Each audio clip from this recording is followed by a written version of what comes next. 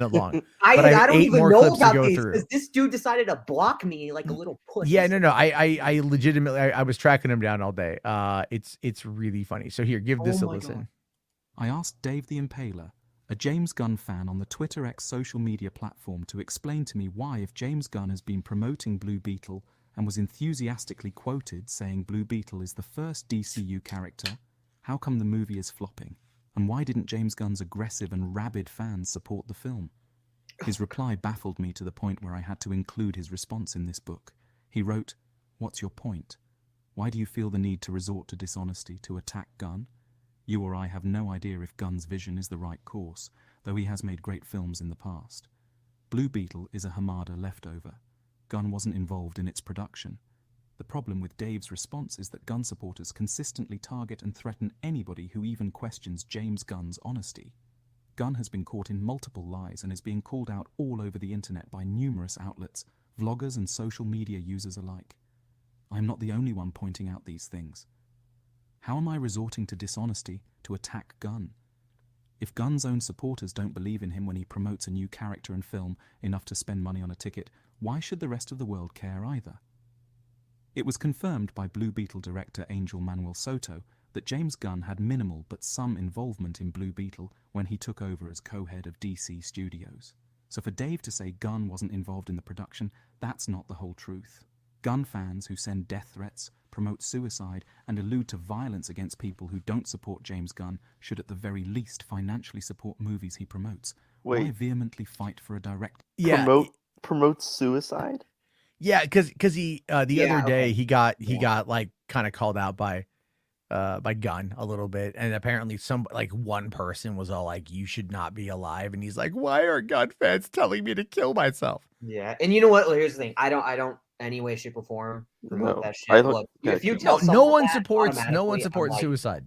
Oh yeah, no, absolutely. I'm just saying, like, if someone says like, "Oh, you should like unalive yourself" or anything like that, especially even if you're a Gunn fan, because I'm not going to deny, are there Gunn fans that can be a little weird sometimes? Most likely. So it's really funny. Like, again, I'm not. It's just this whole thing today. This was not on my agenda to talk about, but I was like, this is too funny to not talk about. But again, there's still a lot more to get through. So let's move on. Oh my God. Investing in. Anybody can watch a free movie. Their disgusting actions online show the world exactly how irrelevant Gunn truly is. Hypocrisy and willful ignorance of the facts is a common trait amongst these type of Gunn fans. Unfortunately, Warner Brothers Discovery has been duped by a bunch of fake social media burner accounts with no money into dismantling their DCEU. These people don't care about the movies, won't pay to see them, and WBD will never turn another profit catering to them. It's all a big scam, and they wholeheartedly fell for it. What the? It seemed like he was yelling at the end. Well, it's so like, yeah, like whoa. So what that was is the way that he types it into. This is what it says. Shadowing Gunn. The fans who don't exist. Chapter 1.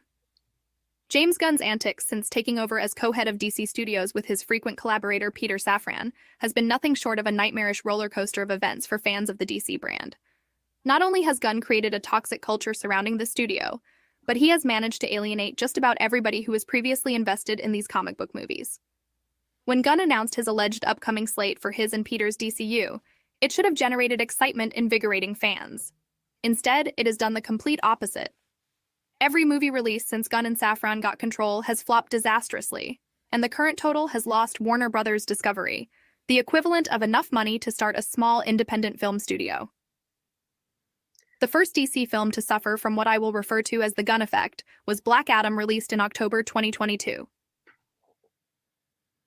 Okay, so that's it just cuts off. So there's a couple. Anyway, let's. Dwayne "The Rock" Johnson had a plan for DC.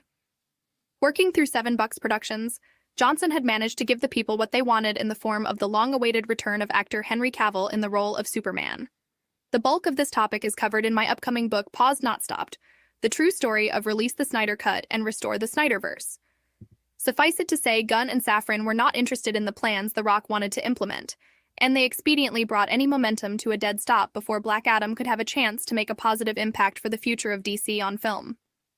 Black Adam managed to pull in $393,252,111 at the box office worldwide, according to Box Office Mojo, making it currently the highest-grossing DC movie to release under Gunn and Safran's watch.